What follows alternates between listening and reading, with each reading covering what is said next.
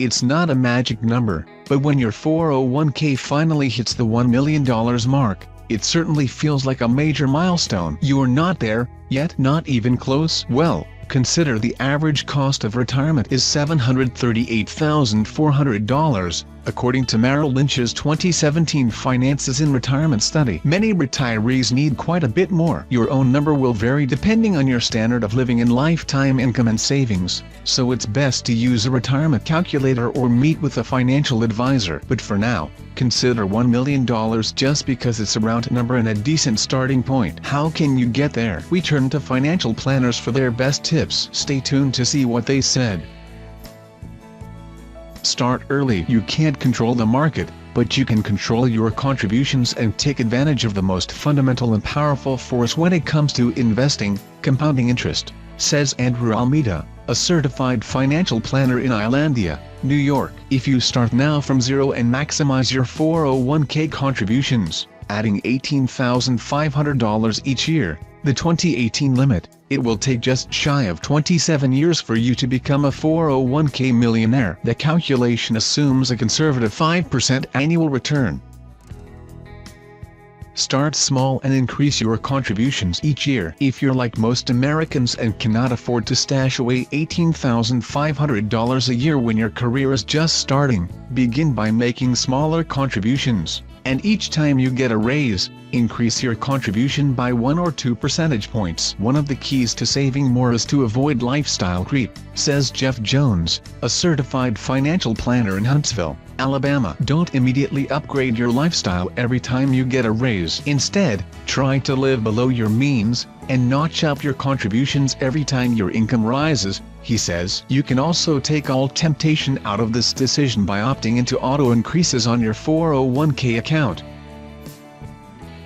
Maximize the company match. If you work at a firm that offers a company match on your 401k contributions, the next important step is to get your contribution high enough that you're at least maximizing that match. If you are not taking advantage of the employer match, you're leaving free money on the table, Almeida says. Supercharge your contributions. Next, aim for the limit. Don't stop at the company match. The 2018 limit on 401k contributions is $18,500. Employees over age 50 are also allowed to make additional catch-up contributions of $6,000.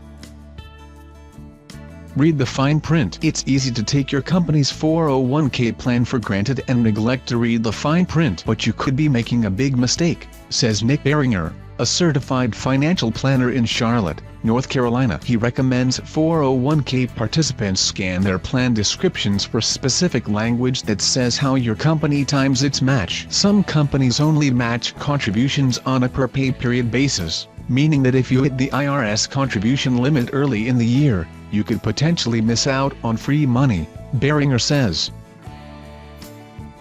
Look for hidden expenses. Not all index funds are low cost, and not all target date funds are created equal, Beringer says. Check the fund fact sheets for information on underlying expense ratios, risk and portfolio construction. Does the target date align with your own personal goals? Not everyone wants to retire at 65, after all. And if the fees seem high, take it up with HR. The company should have your best interest in mind and not the person selling the 401k platform, Beringer says. Diversify your portfolio. It's important to spread your risk. Do not own company stock in the 401k or tilt it heavily toward one particular asset class. Instead, consider low-cost index funds or target date funds that are allocated according to your risk tolerance. Usually this means that when you're young and have a long time horizon, the portfolio should be tilted more heavily toward stocks and less toward bonds and cash. Make sure the underlying stocks represent a variety of industries, sizes of companies and geographies, and are not concentrated in just one sector.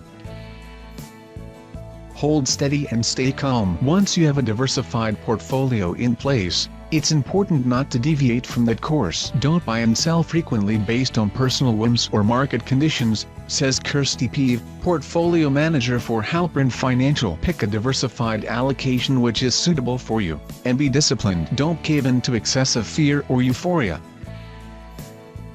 Don't forget about old plans. You might not think you would ever forget about thousands of dollars, but it happens frequently, Peave says, citing figures from a 2013 ING Direct USA report that showed Americans left approximately $1 trillion in so-called orphan retirement plans. A common scenario is when an employee leaves their place of work, maybe didn't realize their employer had contributed money on their behalf, moves a couple of times and doesn't update their address and the statements stop following them. Peave says, don't leave money on the table.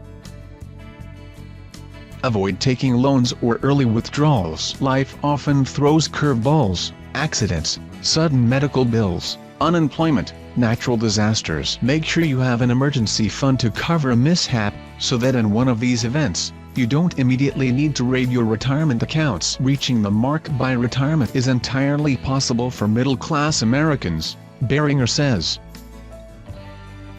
Remember your taxes. The $1 million goal may not be the right benchmark for everyone. Some workers will need more, and some will require less. Either way, once you start taking out funds from your $1 million 401k, remember you will also owe taxes on those withdrawals. $1 million in a tax-deferred account, like a workplace 401k, is really not $1 million because you have not paid taxes on that money yet. That can be an unpleasant realization for people. Peave says, this is why it is so important to save in both tax-deferred and after-tax accounts. Consider Roth 401ks and Roth IRAs to further diversify your nest egg.